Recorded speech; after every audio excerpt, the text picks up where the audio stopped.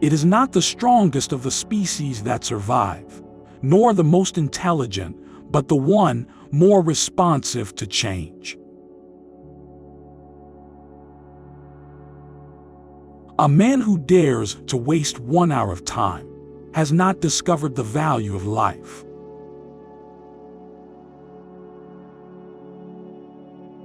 I love Fools' experiments. I am always making them.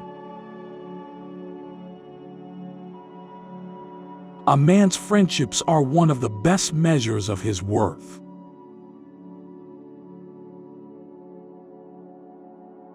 The highest stage in moral culture at which we can arrive is when we recognize that we ought to control our thoughts.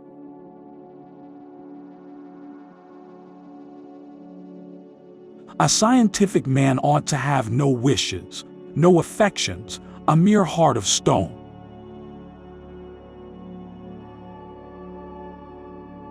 To kill an error is as good a service as, and sometimes even better than, the establishing of a new truth or fact.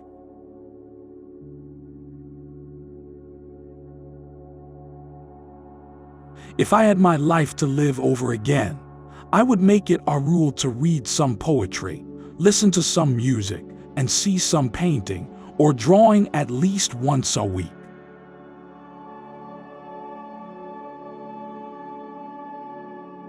The love for all living creatures is the most noble attribute of man.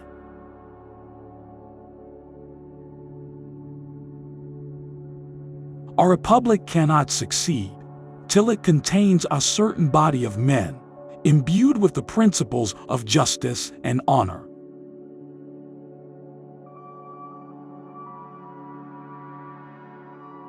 Man tends to increase at a greater rate than his means of subsistence.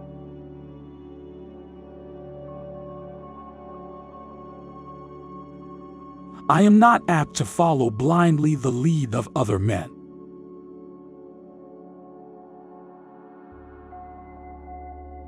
There is grandeur in this view of life, with its several powers, having been originally breathed by the Creator into a few forms or into one.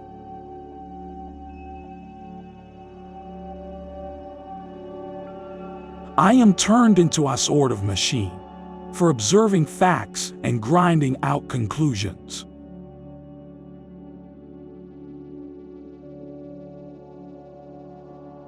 Sympathy beyond the confines of man, that is, humanity to the lower animals, seems to be one of the latest moral acquisitions.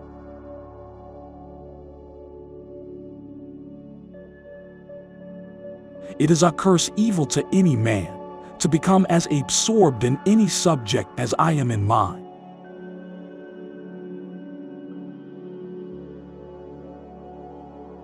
I have called this principle, by which each slight variation, if useful, is preserved, by the term of natural selection.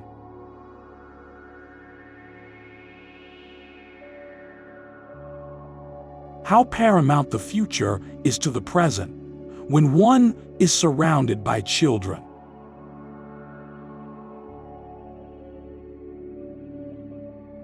A moral being is one who is capable of reflecting on his past actions and their motives, of approving of some and disapproving of others.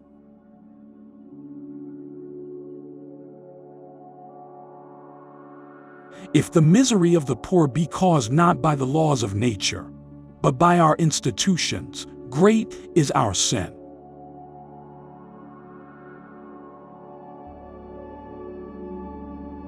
Besides love and sympathy, animals exhibit other qualities connected with the social instincts, which in us would be called moral.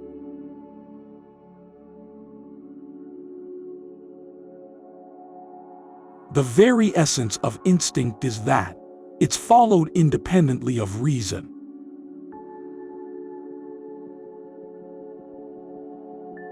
Great is the power of steady misrepresentation, but the history of science shows that fortunately this power does not long endure.